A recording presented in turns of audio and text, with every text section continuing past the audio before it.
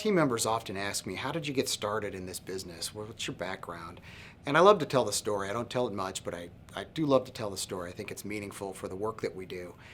My background has been entirely in senior housing and caring for seniors. I started out of college with a business degree. I was looking for opportunities and really struggling to find the right job. I couldn't find something that was meaningful to me.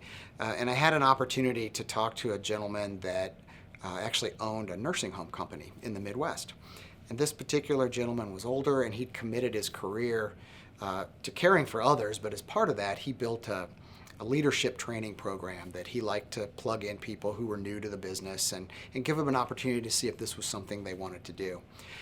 So I moved, at that moment I was single, and I moved to a location in Indiana, and I basically began the process of working every single position in the nursing home. And I did that for a little over a year. So I like to say I was a caregiver.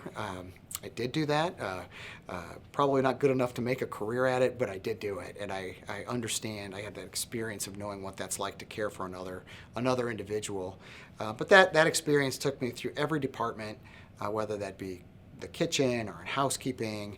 Obviously, I wasn't a nurse, so I couldn't pass medicines, but I could certainly spend a couple of months shadowing our very talented director of nursing and watching what she dealt with and how she navigated her day. So my experience in senior housing started there, just working every position in a long-term care facility.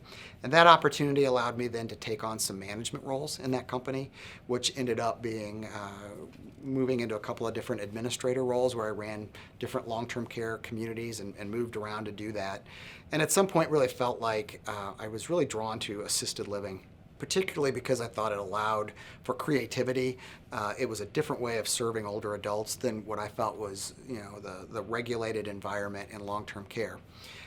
Long-term care is very much needed. I just felt like I was really more drawn to this assisted living opportunity.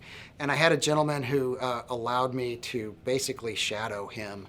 I pulled up, he was starting a company. He was helping build assisted livings for another group. And he allowed me to basically work at the corner of his desk and learn everything I could possibly learn about how the business works. So he took me to the bank, he took me to the architect, he taught me how to read construction drawings, he showed me how to help put businesses together, and I've always been grateful for his interest in me and his willingness to just kind of coach and teach and train.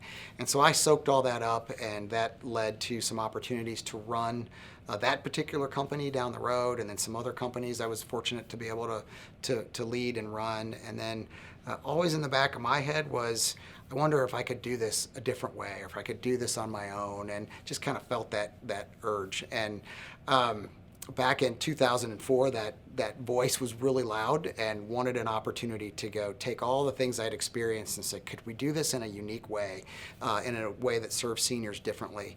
And it was at that point that I reconnected with a connection, David Weiss.